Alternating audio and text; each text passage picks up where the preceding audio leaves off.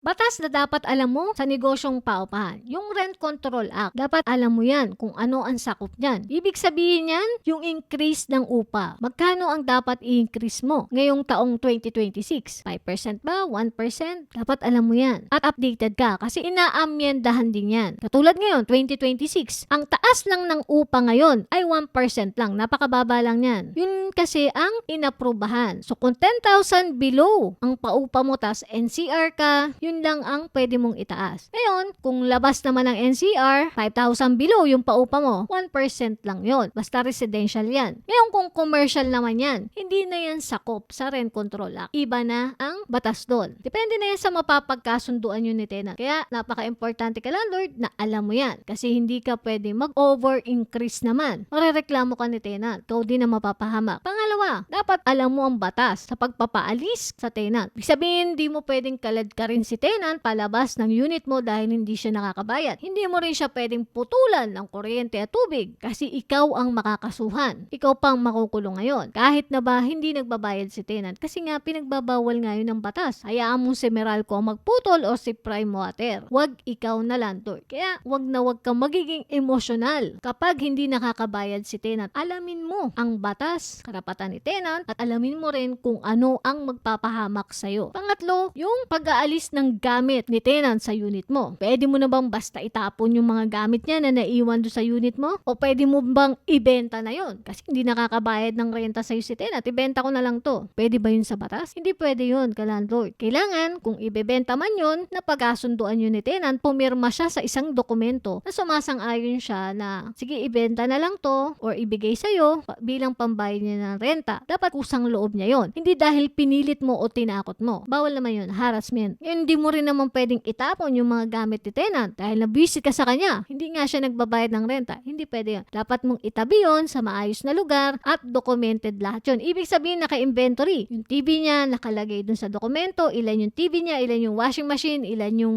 mga appliances niya na naiwan dyan sa paupahan mo, pati mga damit. Para pag hinanap sa'yo ni tenant, well documented yan. Hindi mo pinakailaman yan. At ire-report mo yun sa barangay. Lalo na kung wala kang mapaglagyan para matulungan kanila kung saan mo pwedeng itambak yan para mapaupahan mo yung unit, ipapaalam mo rin yun sa barangay. Dadaan ka sa proseso. Ganun talaga ka landlord. Kailangan dumaan sa proseso para hindi ka mapahamak. Lalo na sa pagpapaalis ni tenant. Ano ba ang dapat gawin? Pwede mo na ba siyang basta ngayon? Gusto mo na siyang paalisin? Pwede mo na ba siyang paalisin? Hindi pwede yun. Dahil ayon sa batas, may prosesong dapat sundin. Usually, kailangan may notice letter ka munang ipapadala kay tenant. After nun, ayaw sumunod ni tenant, magkakabaranggayan pa kayo, ilang hearing pa dun sa barangay. At may mga matigas na tenant, no? Ayaw talagang bitawan yung paupahan mo, dadaan pa kayo sa korte, small court, para makakuha ka ng pera, danyos kay tenant, dun pa aabot yun. So medyo matrabaho talaga yan. Kaya nire-recommenda ko na i-screen mong maigi si tenant bago mo tanggapin sa paupahan mo para hindi ka nga ma-stress at hindi ka umabot sa ganyan. Pag may na-damage sa paupahan mo o kusang winasak ni tenant yung paupahan mo, may kaso ba si tenant dun? Oo naman, pwede mo naman siyang kasuhan dyan. Pag napatunayan mo na kusang winasak ni tenant yung paupahan mo, dapat may mabigat kang ebidensya, video, paano niya winasak doon at meron ka ring witness na intentional na sinira ni tenant yung paupahan mo para makasuha mo siya at magbabayad pa ng danyo si tenant sa'yo. At para naman makasingil kay tenant, ano ang prosesong dapat mong gawin? Kailangan ba ng notice letter pag hindi nakapagbayad tenant o kailangan mo na agad ipabarangay? Hindi mo kaagad ipapabarangay si tenant pag na-delay siya magbayad sa'yo. Una muna, may message mo siya. After nun, may dokumento ka pang notice letter na ipapadala sa kanya. Parang formal letter yan. Pag binaliwala niya, another notice letter ulit. Hanggang sa, saka mo pa siya ipapabarangay. Kasi yan din naman ang hihingin sa'yo ng barangay na ebidensya. Na umabot na nga sa sukdulan yung pasensya mo, kaya pinabarangay mo na siya. Para pansinin ka sa barangay. Kasi tatanungin ka rin nila kung nag-usap na ba kayo ni tenant o hindi pa. Ngayon, kung tumalbog naman yung cheque na binayad sa'yo ni tenant, pwede mo ba siyang kasuhan?